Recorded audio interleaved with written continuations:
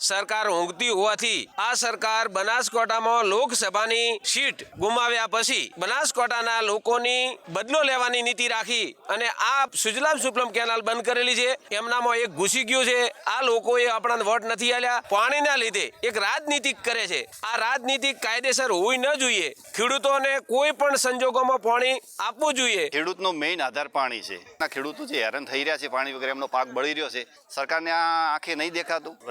રાજકારણની રીતે કરો, ભલે જીત્યા છો, સત્તામાં છો તો એનો સદુપયોગ કરો, પણ આવી રીતે બદલાની ભાવનાથી એકબીજા ખેડૂતોને લાગી રહ્યું છે કે આવા હેરાન મત કરો।